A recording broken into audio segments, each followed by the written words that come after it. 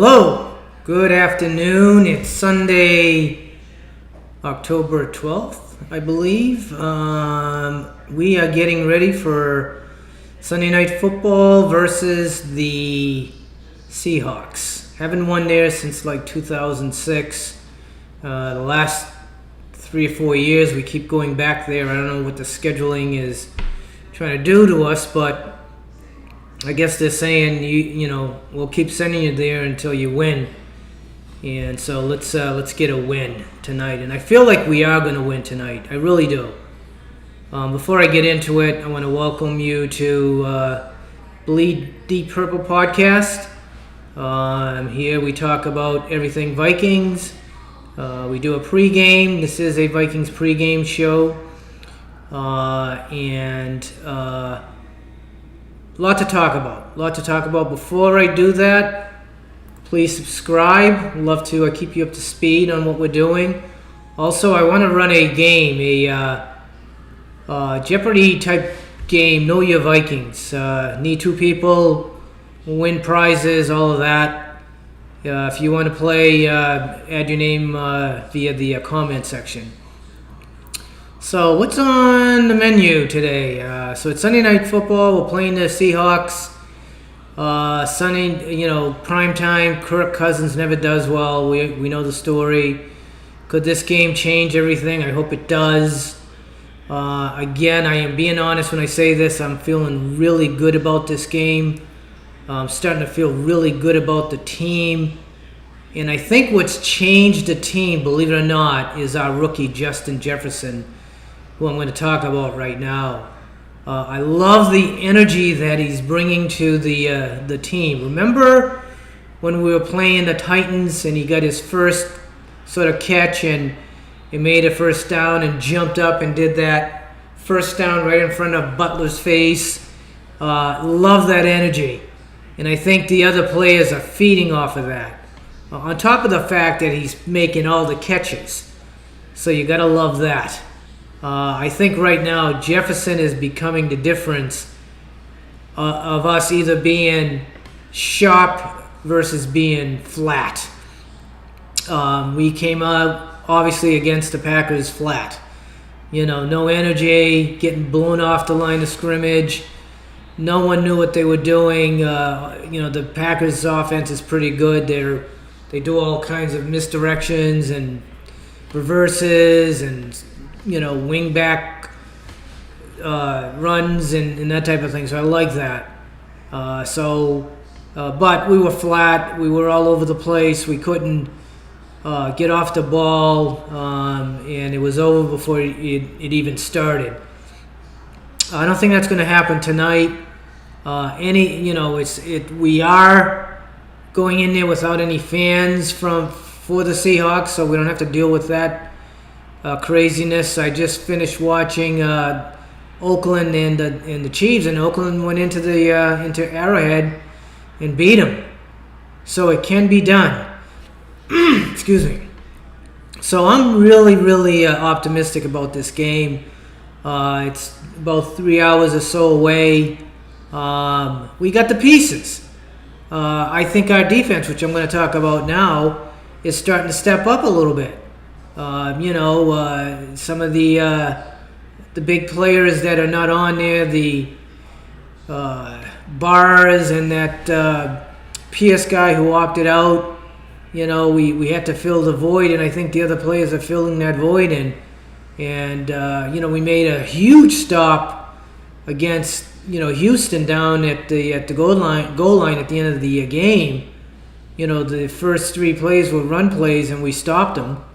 And then we got a little lucky on that catch, but then again, Hill was there to kind of maybe just yank on the arm a little bit that caused the ball to come loose when he hit the ground. So, it wasn't like he was not there and almost made the play. He kind of did make the play.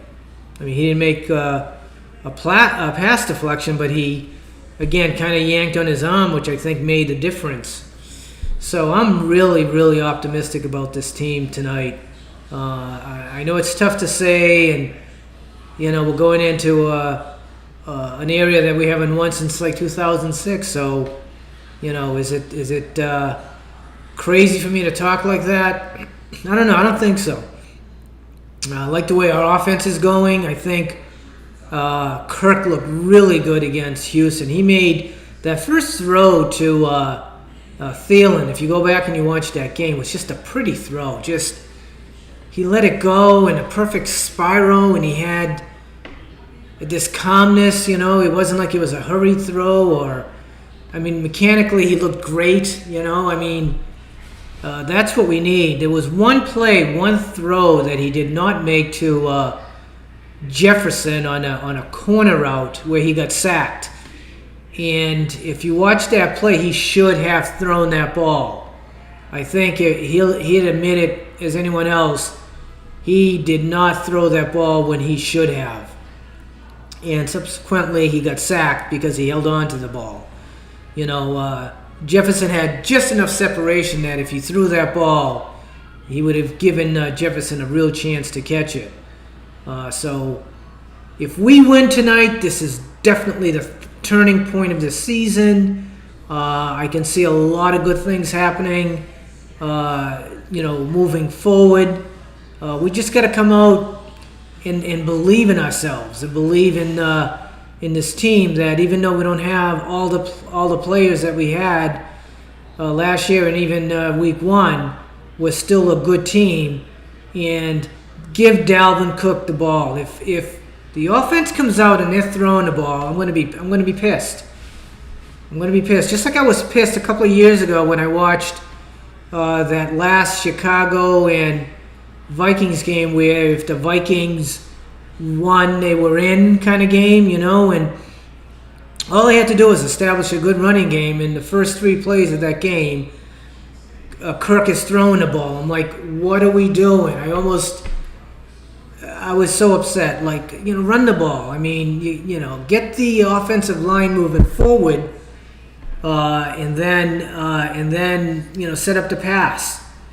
Run it. I know they're probably stacked up to run, to stop the run, the Seahawks defense, but run it. Just run it. Get the guys fired up.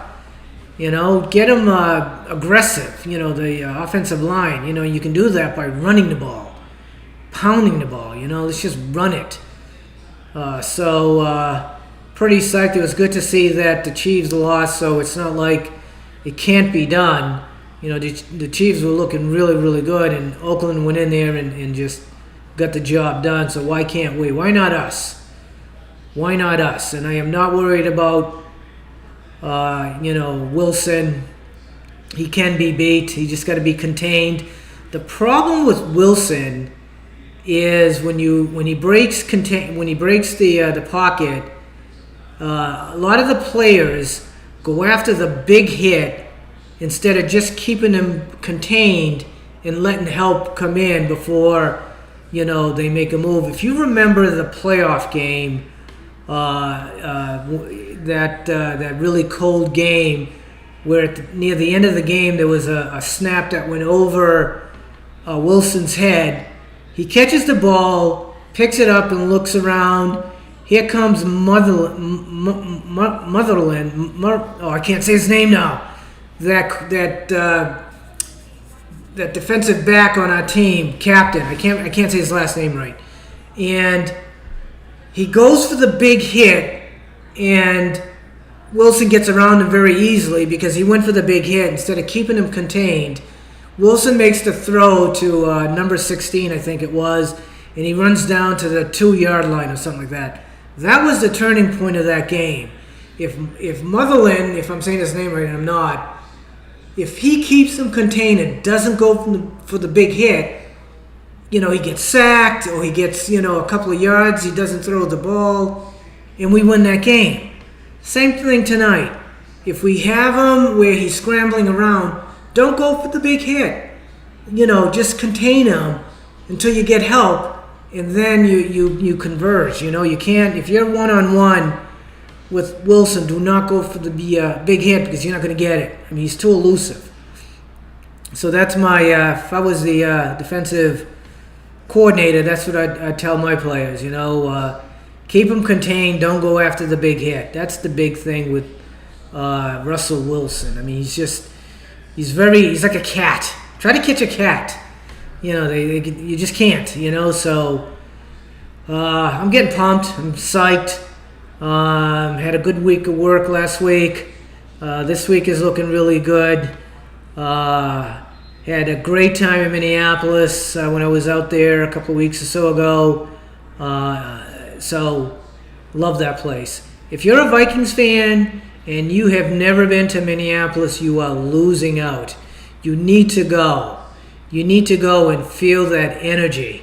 I just love when I see the stadium. I always take the train in from the airport, and I just love when you see the stadium come into view, and then the city behind it. It's just I just love it. It's my favorite place to go and visit. So love you all. Let's go out. Skull.